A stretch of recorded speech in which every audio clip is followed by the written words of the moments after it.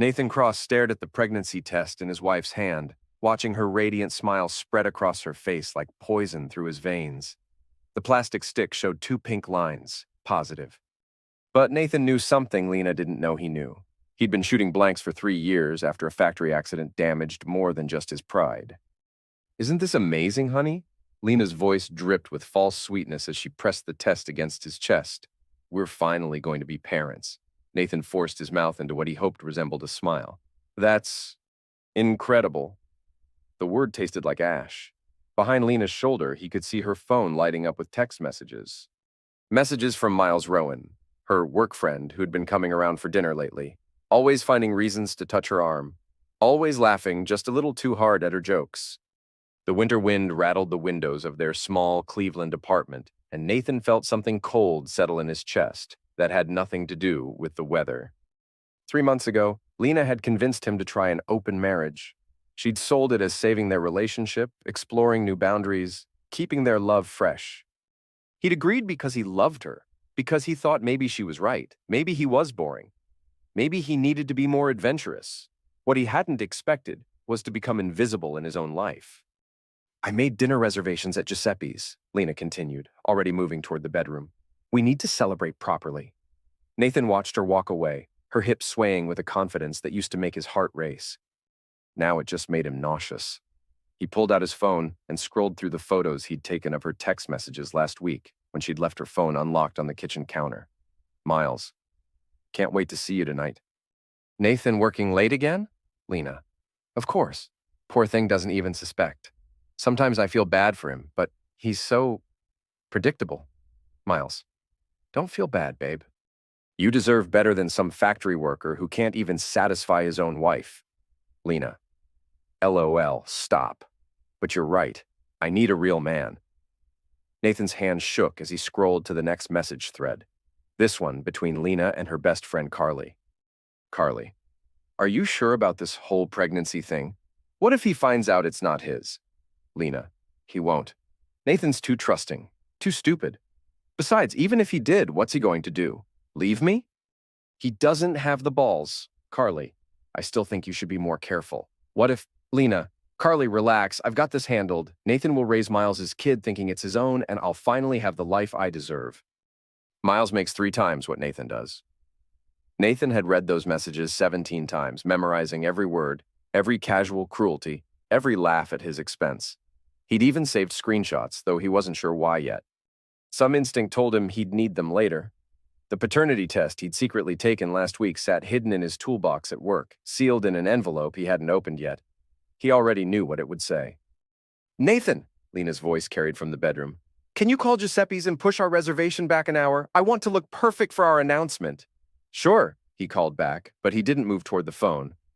Instead, he walked to the window and looked out at the gray February afternoon. Snow was starting to fall, covering the industrial landscape in a blanket of white that made everything look clean and new. But Nathan knew that underneath, the rust and decay remained.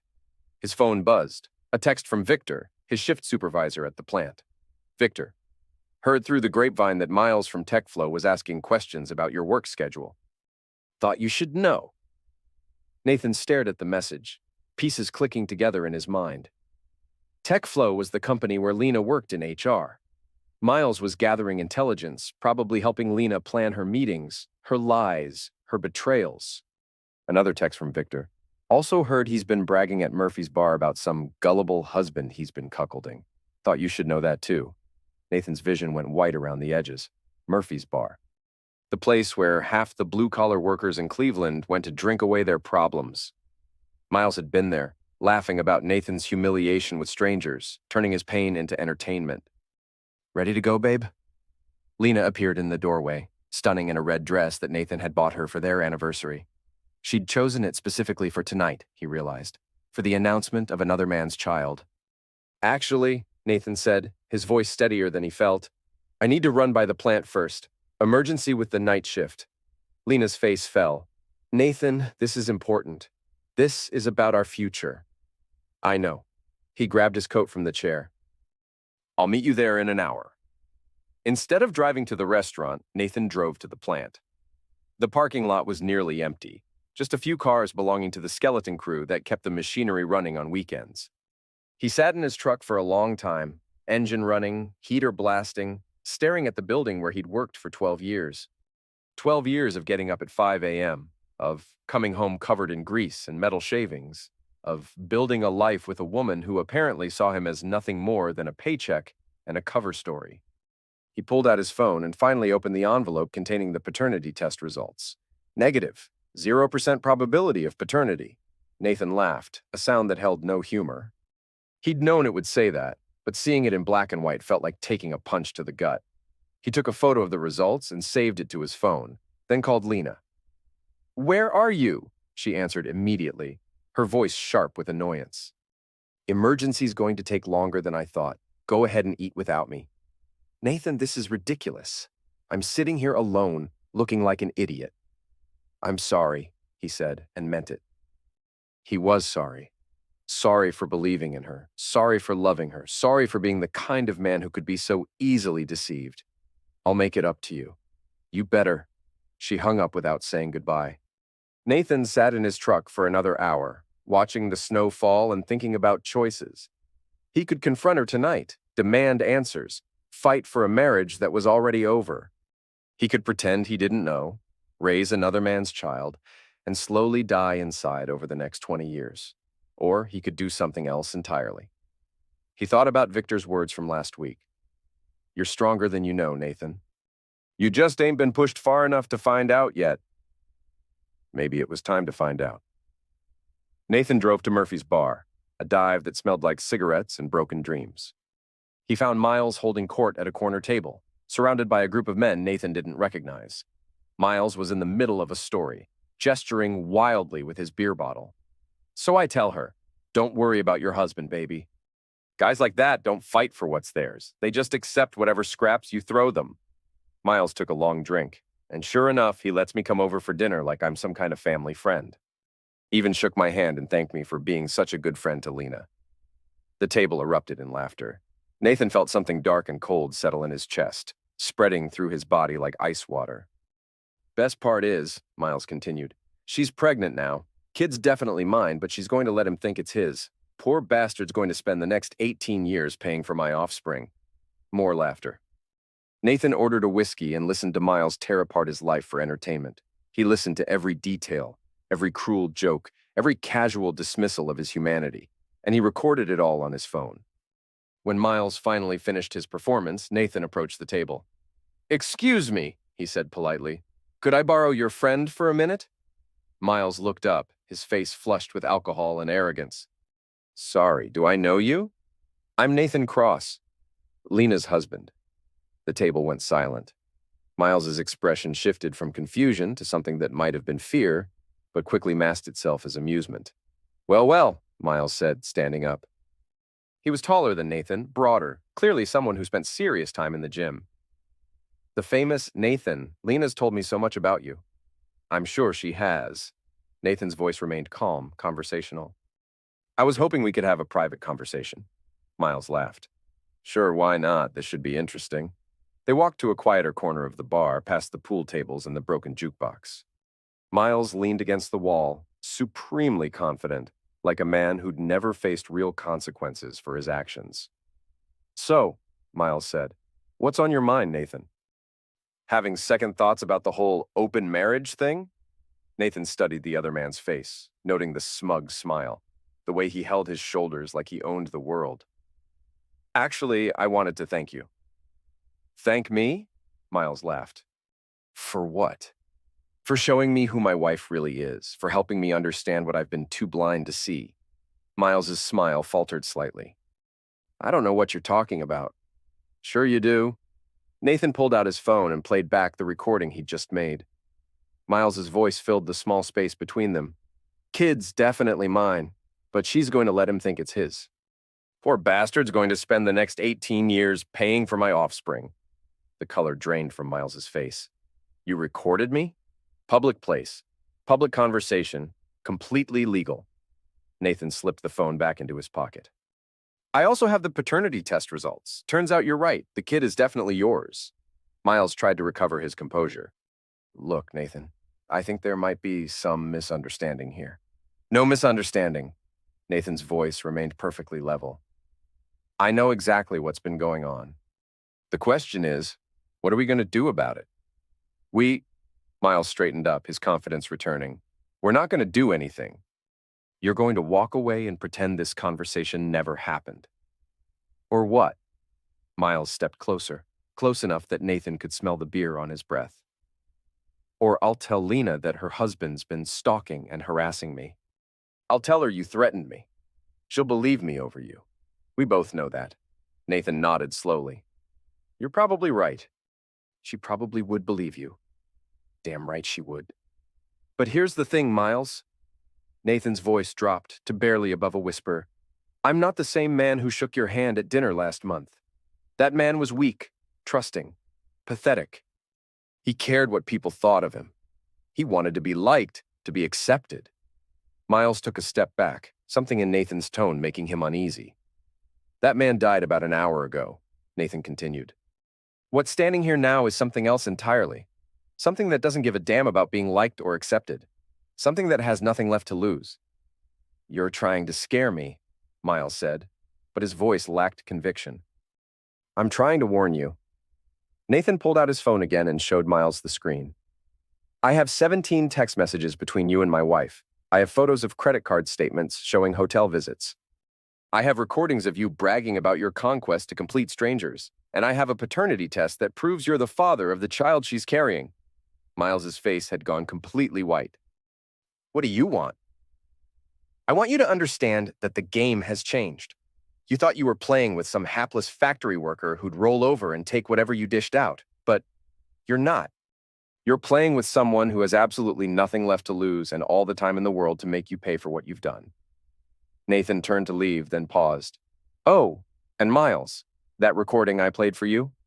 I've already sent copies to my lawyer, my buddy at the police department, and a few other interested parties. Insurance policy. He walked away, leaving Miles standing alone in the corner, looking like a man who'd just realized he'd been swimming in shark-infested waters. Nathan drove home slowly, thinking about next steps. The old Nathan would have gone home and confronted Lena, would have demanded explanations and apologies, would have tried to salvage something from the wreckage of his marriage. But the old Nathan was gone, replaced by someone harder, colder, more focused. Someone who understood that revenge was a dish best served with careful planning and perfect timing. When he got home, Lena was waiting for him, her face tight with anger. Where have you been? She demanded. I sat at that restaurant for 2 hours like an idiot. I'm sorry, Nathan said, and he was. He was sorry for a lot of things, but not for what he was about to do. Sorry doesn't fix this, Nathan. This was supposed to be special. This was supposed to be about our future. Our future? Nathan nodded thoughtfully. You know what, Lena? You're absolutely right. We need to talk about our future. Something in his tone made her pause. What do you mean? I mean, it's time we were honest with each other. Completely honest. Lena's eyes narrowed. What are you talking about? Nathan sat down on the couch, suddenly feeling very tired. I'm talking about Miles. I'm talking about the baby. I'm talking about the fact that you think I'm too stupid to figure out what's been going on right under my nose. Lena's face went white, then red, then white again. I don't know what you're... The baby isn't mine, Lena. We both know that. The question is, what are we going to do about it? For a long moment, they stared at each other across the living room. Nathan could see her mind racing, trying to figure out how much he knew, how much he could prove, what stories she could tell that would get her out of this. Nathan, she said finally, her voice soft and pleading. Let me explain. I'm listening. It's not what you think. Miles and I, yes, we've been seeing each other, but it's not serious. It's just physical. You and I, we're building a life together. We're having a baby together. Except we're not. Nathan pulled out his phone and showed her the paternity test results. 0% probability of paternity. The baby is Miles's, not mine. Lena stared at the screen, her face crumpling. When did you... Does it matter? Nathan put the phone away. The question is, what happens now? Nathan, please. Tears were streaming down her face. I made a mistake. I was confused. I was scared about our marriage. I thought maybe if we both explored other options... You thought maybe you could have your cake and eat it too. You thought maybe you could keep me around to pay the bills and provide stability while you had your fun with Miles?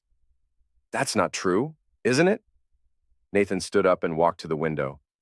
You convinced me to try an open marriage, but you were already sleeping with Miles before we ever had that conversation. You got pregnant by another man and planned to let me raise his child as my own. You laughed about it with your friends, joked about how stupid and gullible I was. You don't understand. I understand perfectly. Nathan turned back to face her. I understand that you never loved me. I understand that you saw me as a safety net, a backup plan, a reliable source of income while you pursued what you really wanted. That's not true. I do love you. No, you don't. You love the idea of me, the steady paycheck, the nice apartment, the man who asks no questions and makes no demands, but you don't love me. If you did, you couldn't have done what you did. Lena was sobbing now, makeup running down her cheeks. Nathan, please. We can work this out. We can go to counseling. We can't do anything, Nathan said quietly. There is no we anymore. There's just you and your choices and me and mine. What are you saying? I'm saying I want a divorce. The words hung in the air between them like a death sentence.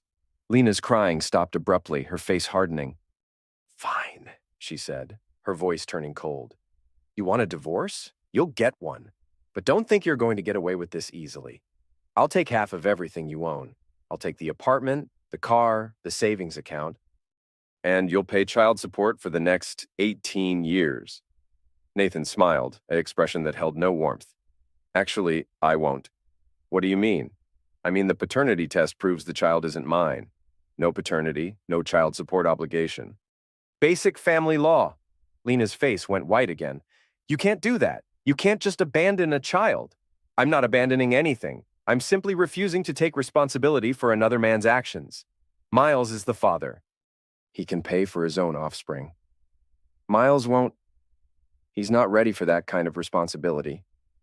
Then you probably should have thought about that before you slept with him. Lena stared at him like she'd never seen him before. Who are you? This isn't the man I married. You're right, Nathan said. The man you married was weak, trusting, and naive.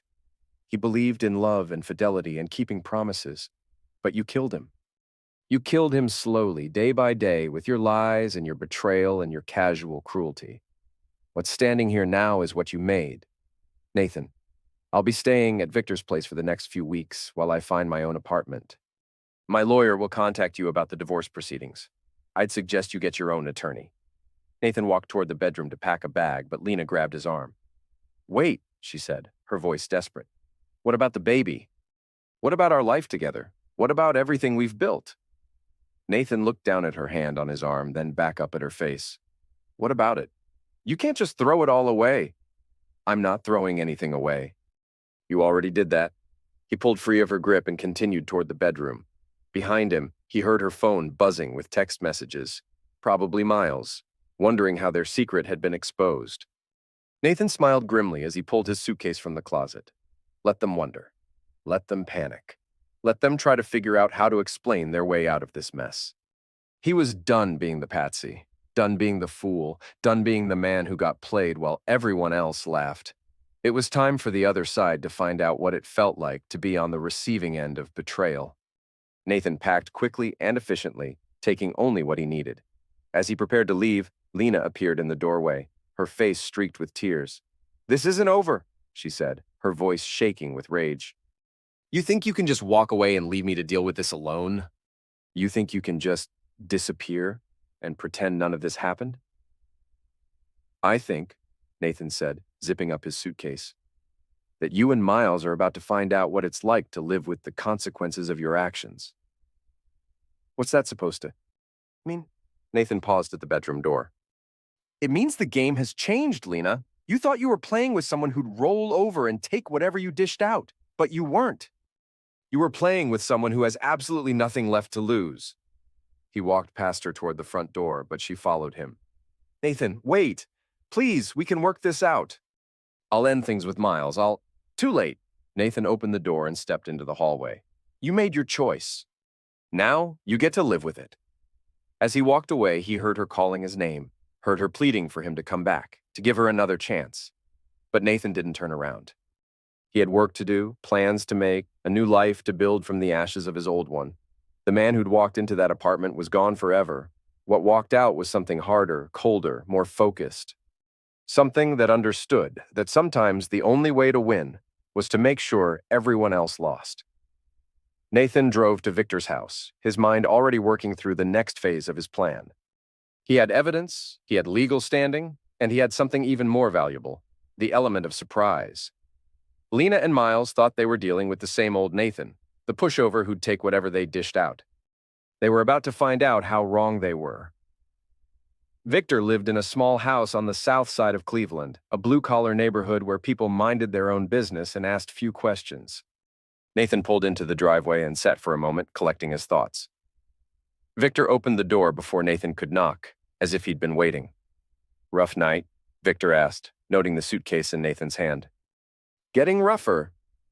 Nathan stepped inside, grateful for the warmth. "I might need that couch for a few weeks." "It's yours." Victor poured 2 glasses of whiskey and handed one to Nathan. "Want to talk about it?" Nathan told him everything. The pregnancy, the paternity test, the recording from the bar, the confrontation with Lena. Victor listened without interruption, occasionally nodding or grunting his understanding. "So what's your play?" Victor asked when Nathan finished. "I'm going to destroy them. Legally? Completely legally. I'm going to use their own actions against them, turn their weapons into mine. By the time I'm done, they'll wish they'd never heard my name." Victor smiled grimly. "About time you grew some teeth. What do you need?" "A plan, a good lawyer, and time to execute it properly." "I know a lawyer. Real Shark specializes in divorce cases where one party's been screwing around. As for time," Victor raised his glass, "take all the time you need." Nathan spent the next week planning. He researched divorce law, compiled evidence, and began building his case. He also started working out, hitting the gym Victor recommended, channeling his anger into physical strength and mental focus. The gym was in a rough part of town, the kind of place where serious people went to do serious work. No mirrors, no fancy equipment, just weights and sweat and the kind of atmosphere that forged character out of pain. Nathan had never been a fighter, but he discovered he had a natural aptitude for it. Maybe it was the anger, maybe it was the focus, but he found himself improving rapidly. The physical activity helped him think clearly, helped him plan his next moves. 2 weeks after leaving Lena, Nathan received a call from her lawyer. "Mr. Cross? This is Janet Morrison. I represent your wife in the divorce proceedings. I understand you've made some rather serious allegations." "I haven't made any allegations," Nathan replied calmly. "I've simply presented evidence. Evidence that you obtained through questionable means. Evidence that I obtained through completely legal means. Public conversations, unlocked phones, shared credit card statements. Your client should have been more careful." There was a pause. "Mr. Cross, I think we can work something out here. My client is willing to be reasonable about the property division if you're willing to be reasonable about the paternity issue. The paternity issue isn't negotiable. DNA doesn't lie. Mr. Cross, surely you understand that this child will need support regardless of its biological parentage. You and my client were married when the child was conceived. The child was conceived during an affair. I have evidence of that affair, including recordings and text messages. I also have a paternity test that excludes me as the father. Your client committed adultery and became pregnant by another man. That's not my responsibility." Another pause. "Perhaps we could arrange a meeting to discuss this more productively. I'll meet with you in court. Have a nice day." Nathan hung up and smiled. They were getting nervous, looking for ways to compromise, to find middle ground. But Nathan wasn't interested in compromise. He was interested in justice. That evening, he received a text from an unknown number. "This is Miles. We need to talk." Nathan stared at the message for a long moment, then typed back, "I have nothing to say to you. Please, just 5 minutes." Nathan almost deleted the message, then reconsidered. Sometimes it was useful to know what the enemy was thinking. "Murphy's Bar, 1 hour." Nathan arrived at Murphy's to find Miles sitting alone at a corner table, looking haggard and nervous. The confident, swaggering man from 2 weeks ago was gone, replaced by someone who looked like he hadn't slept in days. "Thank you for coming," Miles said as Nathan sat down. "You have 5 minutes. Look, I know you're angry and you have every right to be. What happened between Lena and me? It got out of hand. We never meant for it to go this far. You never meant to get caught. That's not... Miles ran his hands through his hair. Okay, maybe that's part of it.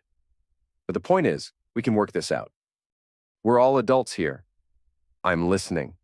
Lena and I, we've ended things. It's over. She wants to work on her marriage, wants to try again with you. And I'm willing to step aside completely. No contact, no involvement. You can raise the child as your own. And I'll never interfere. Nathan studied Miles's face, noting the desperation there, the fear. What's in it for you? I just want this whole mess to go away. I want to move on with my life. Your life. Nathan leaned back in his chair. Tell me about your life, Miles. Tell me about your job, your reputation, your future plans. Miles shifted uncomfortably. I don't see how that's relevant. It's relevant because I'm trying to understand why you're here, hat in hand, begging me to make a deal. 2 weeks ago, you were laughing about me with your friends, bragging about cuckolding some gullible factory worker. Now you're practically crying in your beer. What changed? Miles's face went white. I don't know what you're talking about. Sure you do.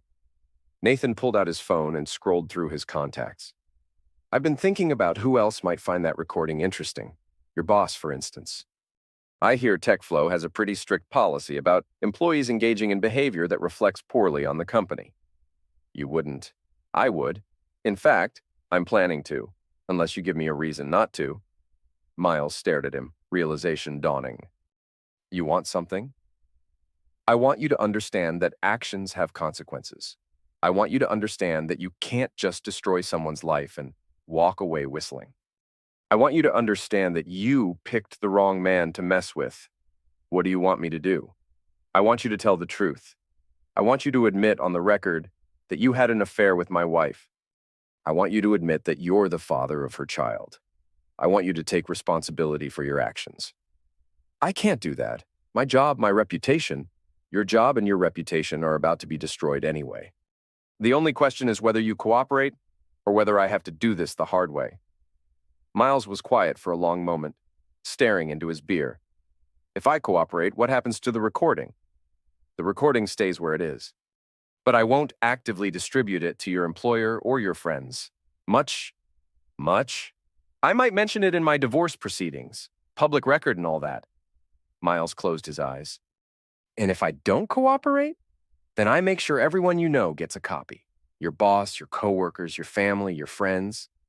I'll post it on social media, send it to the local news, make sure it gets maximum exposure. You're destroying my life. I'm giving you a choice. You can tell the truth and face the consequences like a man, or you can keep lying and face much worse consequences. Up to you. Miles was quiet for another long moment. Finally, he looked up at Nathan with something that might have been respect. You're not who I thought you were. No, Nathan agreed. I'm not. 2 weeks ago, I was a man who believed in fairness, who thought if you treated people with respect, they'd treat you the same way. I was wrong. So what are you now? Nathan stood up and dropped a $10 bill on the table. I'm the man who's going to make sure you and Lena get exactly what you deserve. As Nathan walked away, he heard Miles calling after him, but he didn't turn around. He had other plans to make, other moves to execute. The next morning, Nathan's lawyer called with good news. Miles Rowan signed an affidavit admitting paternity and acknowledging the affair, the lawyer said. He also agreed to pay child support directly to your wife, removing any financial obligation from you. What about the divorce settlement? With the adultery documented and the paternity issue resolved, your wife's lawyer is recommending she accept a minimal settlement. She keeps her personal belongings and any assets she brought into the marriage. You keep everything else. Nathan smiled. What about the apartment? It's in your name, you've been paying the rent, and you have no legal obligation to provide housing for her and her companion's child. She'll need to find her own place. Perfect. Nathan had been hoping for exactly this outcome. Lena would soon discover that her actions had consequences, that her comfortable life was about to become much less comfortable. But Nathan wasn't done. He had more moves to make, more justice to serve. That evening, he went to the gym and worked out with unusual intensity, pushing his body to its limits. The physical exertion helped him think, helped him plan his next moves. He was spotting for another member when he noticed a familiar face across the gym. Miles, looking uncomfortable and out of place, was attempting to use the bench press with poor form and too much weight. Nathan finished his set and walked over. Need a spotter? Miles looked up, startled. Nathan? What are you doing here? Working out, you? I thought I'd try to get in shape. Start over, new leaf and all that. Nathan nodded. Good for you. But you're going to hurt yourself with that form. Here, let me show you. For the next 20 minutes, Nathan taught Miles proper lifting technique, corrected his form, and helped him work through a basic routine. It was surreal, training the man who'd destroyed his marriage, but Nathan had a plan. Thanks, Miles said as they finished. I didn't expect, after everything. We're not friends, Nathan said quietly. We'll never be friends. But I'm not going to let you hurt yourself through ignorance. Miles nodded, looking confused but grateful. Over the next 2 weeks, Nathan continued to encounter Miles at the gym. Each time he offered advice, spotted him on difficult lifts, and gradually built a strange sort of rapport. Miles began to relax around him, began to trust him, which was exactly what Nathan wanted. 3 weeks after their first encounter at the gym, Nathan suggested they spar in the boxing ring. You're getting stronger, he said. Want to see how you handle yourself in a real situation? Miles hesitated. I don't know. I've never really fought anyone. It's just sparring, headgear, mouth guards, light contact. Good way to test your conditioning. Miles eventually agreed, and they stepped into the ring. Nathan had been boxing for a month now, training with serious intent, learning from men who'd been fighting their whole lives. Miles had been lifting weights for 2 weeks. The fight lasted 30 seconds. Nathan landed a straight right to Miles's solar plexus, followed by a left hook to his ribs, then stepped back and watched as Miles crumpled to the canvas, gasping for air. You okay? Nathan asked, extending a hand to help him up. Miles took the hand, his face red with embarrassment. I think I'm done for today. Sure thing. You did good for your first time. But Nathan wasn't done. As Miles was leaving the gym, Nathan called out to him. Hey, Miles. One more thing. Miles turned back, still looking shaken. That recording I made of you bragging about sleeping with my wife? I lied. I didn't just send it to my lawyer and the police. Miles's face went pale. What do you mean? I sent it to your boss, your coworkers, your family, and about 50 other people. Should start making the rounds on social media any time now. Miles stared at him, realization dawning. You planned this, all of this. The gym, the sparring, being friendly. I planned to give you a chance to do the right thing. You chose to lie, to cheat, to destroy my life for your own amusement. So I decided to return the favor. You bastard. Yeah, Nathan said. I am. And you made me that way. Miles lunged at him, but Nathan was ready. He sidestepped easily and watched as Miles stumbled past him, off balance and humiliated. You might want to check your phone, Nathan said as Miles stormed out. I think you're going to have some interesting messages. Nathan was right. By the time Miles reached his car, his phone was buzzing with calls and texts from coworkers, friends, and family members who'd received the recording. Nathan watched through the gym window as Miles sat in his car, reading message after message, his face growing paler with each one. The next morning, Nathan received a call from Victor. Turn on Channel 8 News, Victor said. You're going to want to see this. Nathan flipped on the television just in time to catch the business segment. The anchor was reporting on TechFlow's decision to terminate a sales director for conduct unbecoming of company values after a recording surfaced of the employee bragging about an extramarital affair. Miles Rowan was dismissed immediately after company executives reviewed audio evidence of Mr. Rowan discussing his affair with a married coworker, the anchor reported. TechFlow released a statement saying they maintain the highest standards of professional conduct and will not tolerate behavior that reflects poorly on the organization. Nathan smiled and turned off the television. One down. His phone rang. Lena. What did you do? She screamed as soon as he answered. Miles just got fired. They're saying you sent some recording to his boss. I did. How could you do that? He has a mortgage, car payments. He should have thought about that before he decided to humiliate me in public. This is insane. You're destroying people's lives. I'm giving people exactly what they deserve. No more, no less. Nathan, please. I know we hurt you, but this has gone too far. Miles didn't deserve to lose his job. Didn't he? He bragged to strangers about cuckolding me? He laughed about how gullible and pathetic I was. He turned my humiliation into entertainment. And now he's surprised that there are consequences? People make mistakes. This wasn't a mistake, Lena. This was a deliberate, calculated campaign to destroy my life while using me for financial security. You both made your choices. Now you get to live with them. What about me? What about the baby? Nathan paused. What about them? I need help. I can't afford the apartment on my own, especially not with Miles out of work. Then I suggest you find a job that pays better.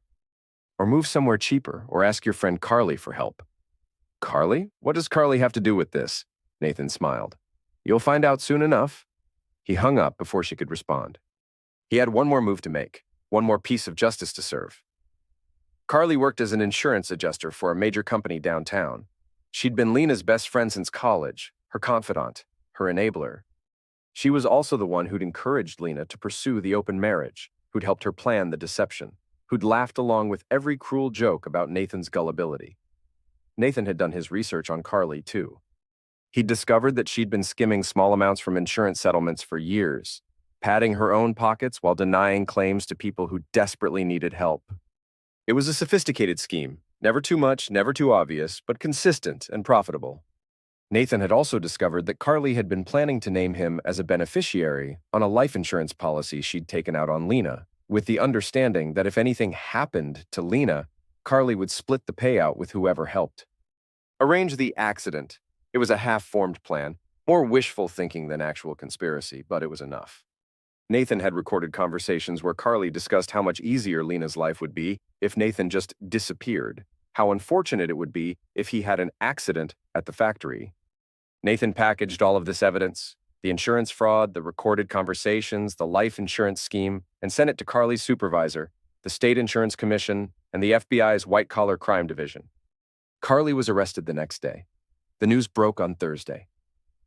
By Friday, Lena was calling Nathan every hour, begging him to stop, pleading with him to show mercy. Carly had nothing to do with our problems, she sobbed into the phone. She was just being a friend, just listening to me vent. She was encouraging you to commit insurance fraud and discussing ways to make me disappear. That's not friendship, Lena. That's conspiracy. She never would have actually done anything? Maybe not, but she thought about it, planned for it, and recorded herself talking about it. That's enough for the FBI. This is madness. You're destroying everyone around me. I'm protecting myself from people who wanted to destroy me. There's a difference. What about us? What about our marriage? There is no marriage. There is no us. There's just you and the consequences of your choices. Lena was quiet for a long moment. When she spoke again, her voice was different, harder, more calculating. You think you're so smart, don't you? You think you've won? I think I've survived. I think I've made sure that the people who tried to destroy me understand that actions have consequences. Well, congratulations, Nathan. You've won. Miles is unemployed and facing bankruptcy. Carly's in jail. And I'm about to lose my apartment and have my baby in poverty. Are you proud of yourself? Nathan considered the question seriously. Yes, he said finally. I am. You're a monster. You made me one. No, Lena said, her voice venomous. You always were one. I just never saw it before. Maybe you're right, Nathan said. Maybe I was always capable of this. Maybe I just needed the right motivation to bring it out. I hope you rot in hell. Maybe I will. But I'll rot there, knowing that justice was served. Nathan hung up and stared out the window of his new apartment, a nicer place than the one he'd shared with Lena, paid for with the money he'd saved, by not having to support another man's child. The sun was setting over Cleveland, painting the sky in shades of orange and red. His phone buzzed with a text from Victor. Drinks tonight? Heard you wrapped up your business. Nathan smiled and typed back, Sure. I have something to celebrate. He did have something to celebrate. He'd taken 3 people who'd conspired to destroy his life and turned their own weapons against them. Miles was unemployed and unemployable, his reputation destroyed. Carly was facing federal charges for insurance fraud and conspiracy. And Lena was about to discover what it was like to face the world without a safety net, without someone to catch her when she fell. But as Nathan got ready to meet Victor, he realized something had changed in him during this whole process. The anger was gone, burned away by the heat of revenge. The pain was gone too, replaced by something colder and more permanent. He looked at himself in the mirror and saw a stranger, someone harder, more focused, more ruthless than the man who'd walked into that apartment 6 weeks ago. Someone who understood that the world was full of predators and prey, and that the only way to survive was to make sure you weren't the one being hunted. The old Nathan was dead, killed by betrayal and humiliation. What stood in his place was something new, something forged in the fire of injustice and tempered by the cold steel of revenge. At Murphy's bar, Victor was waiting with 2 whiskeys and a grim smile. "So," Victor said, raising his glass, "how does it feel? How does what feel? Justice, revenge, whatever you want to call it?" Nathan considered the question as he sipped his whiskey. "Empty," he said finally. "I thought it would feel better than this." "That's because you're a good man, Nathan. Good men don't enjoy destroying people, even when they deserve it." "Am I still a good man, after everything I've done?" Victor studied his face. "You protected yourself from people who wanted to destroy you. You used their own actions against them. You didn't kill anyone, didn't frame anyone for crimes they didn't commit.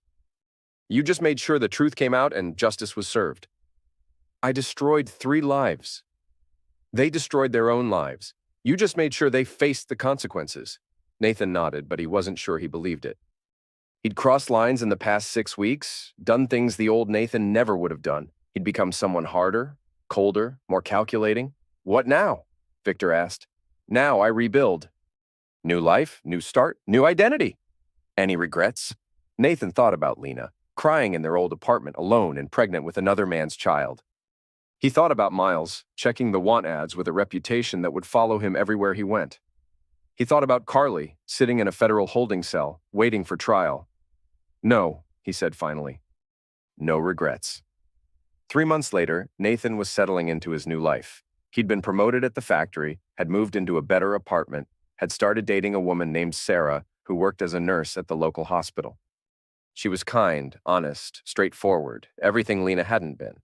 He was leaving the gym one evening when he saw a familiar figure sitting on a bench outside. Lena, heavily pregnant now, looking tired and worn. "Hello, Nathan," she said as he approached. "Lena." He stopped but didn't sit down. "How are you doing?" "As well as can be expected. I'm living with my sister now, working part-time at a call center. Miles moved back in with his parents in Cincinnati. He couldn't find work here." Nathan nodded but said nothing. "The baby's due next month," she continued. "It's a boy. Congratulations. I wanted to ask you something." She looked up at him and he could see the exhaustion in her eyes, the defeat. "Do you ever think about what might have been? If we'd made different choices, been honest with each other?" Nathan considered the question. "Sometimes, but not often." "Do you hate me?" "No," Nathan said and realized he meant it. "I don't hate you. I don't feel anything for you anymore." "That's worse than hate." "Maybe, but it's honest." Lena was quiet for a moment. "You know, I used to think you were weak, boring, predictable. I thought I was so much smarter than you, so much more sophisticated. You were wrong. Yes, I was. You're not weak at all. You're terrifying." Nathan smiled, but there was no warmth in it. "You taught me to be terrifying. You and Miles and Carly. You showed me what the world was really like, how people really treat each other when they think they can get away with it. I'm sorry. I know you are. But sorry doesn't fix anything. What would fix it?" Nathan thought about the question seriously. "Nothing. Some things can't be fixed, Lena. Some betrayals are too deep, some damage too complete. You didn't just cheat on me, you tried to make me complicit in my own humiliation. You tried to turn me into a joke, a fool, a man who'd raise another man's child while that man laughed at him behind his back. I know. You destroyed something in me that can never be repaired. The man you married, the man who trusted you, who believed in you, who loved you unconditionally, that man is gone forever. What's left is what you made." Lena started crying, quiet tears that rolled down her cheeks without sound. "I know this doesn't matter," she said, "but I really did love you. Part of me anyway." "Maybe you did, but not enough to keep you from destroying us both." Nathan turned to leave, then paused. "Lena?" "Yes?" Take care of yourself. And the baby. Whatever else happened between us, that child doesn't deserve to suffer for our mistakes. Thank you. Nathan walked away without looking back. He had a new life to build, a new identity to forge. The past was finished, buried, done with. 6 months later, Nathan married Sarah in a small ceremony at Victor's house. It was a simple affair. Just a few friends, no family, no elaborate speeches about love and forever. Nathan had learned to be suspicious of grand gestures and eternal promises. This was about partnership, companionship, mutual respect. Sarah understood about his past, about what had happened with Lena. She'd seen the hard edges that experience had carved into him, the careful way he protected himself, the walls he'd built around his heart. But she also saw the man underneath, damaged but not broken, scarred but still capable of kindness. "Do you think you'll ever trust completely again?" she asked him on their wedding night. "No," Nathan said honestly, "but I think I can learn to trust enough." "Enough for what?" "Enough to be happy. Enough to build something real with someone who deserves it." Sarah smiled and kissed him. "I can work with enough." Nathan held her close and thought about the journey that had brought him here, from naive husband to calculating avenger to whatever he was now. He'd lost his innocence, his faith in human nature, his belief that good intentions were enough to protect you from the world's cruelties. But he'd gained something too, the knowledge that he was stronger than he'd ever imagined, that he could survive betrayal and come out the other side intact. He'd learned that sometimes the only way to win was to make sure everyone else lost, that sometimes justice required getting your hands dirty. The old Nathan would have been horrified by what he'd become. But the old Nathan was weak, trusting, vulnerable. The new Nathan was harder, smarter, more careful. He'd traded innocence for wisdom, trust for vigilance, love for survival. It wasn't a fair trade, but it was the only one available. 2 years later, Nathan heard through Victor that Lena had moved to another state, that she was working as a receptionist and raising her son alone. Miles had found work as a car salesman, making a fraction of what he'd earned before, still living with his parents. Carly had served 18 months in federal prison and was working at a gas station, trying to rebuild her life. Nathan felt nothing when he heard these updates. No satisfaction, no pity, no regret. They were chapters in a book he'd closed, people from a life he'd left behind. He had a new life now, a better life. He had a wife who respected him, a job that valued him, friends who understood him. He had learned to protect himself without becoming cruel, to be strong without being destructive. But he never forgot the lessons Lena had taught him. He never forgot that people were capable of breathtaking cruelty, that trust was a luxury he could no longer afford, that the only person he could truly count on was himself. Late at night, when Sarah was asleep beside him, Nathan would sometimes think about the man he'd been before, the man who'd believed in love and loyalty and keeping promises. That man had been weak, naive, foolish. But he'd also been capable of a kind of pure, uncomplicated happiness that Nathan knew he'd never feel again. It was the price of wisdom, the cost of survival. Some innocence, once lost, could never be recovered.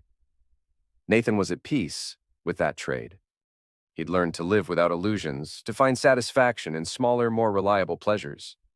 He'd learned that happiness didn't require trust, that love didn't require vulnerability, that a good life could be built on the foundation of careful vigilance and earned respect.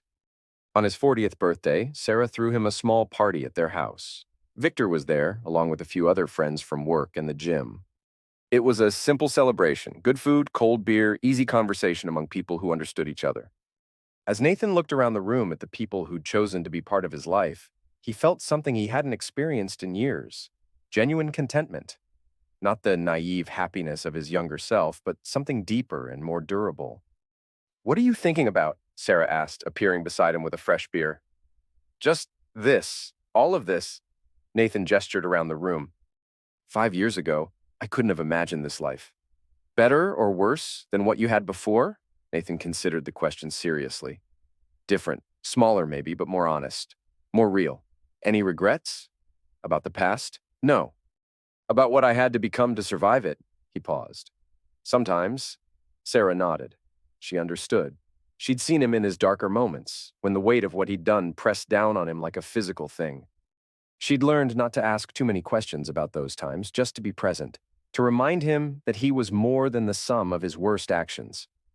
"You know what I think?" she said. "What?" "I think you're exactly who you're supposed to be.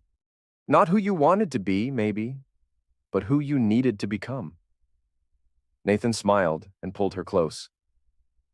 "I love you," he said, and meant it. It was a different kind of love than what he'd felt for Lena.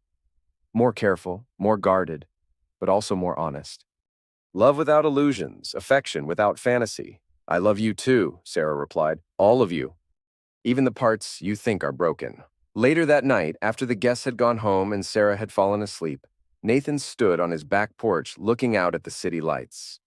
Cleveland stretched out before him, the same city where his old life had died and his new one had been born.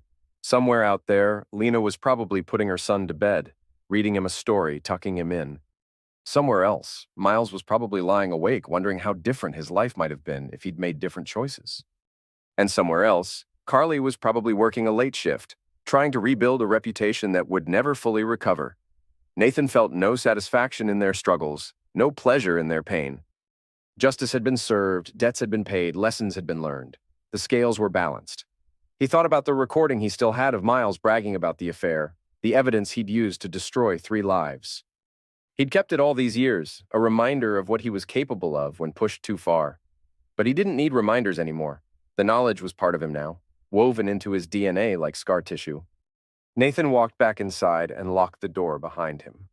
He checked the security system, turned off the lights, and went upstairs to where Sarah was sleeping peacefully in their bed.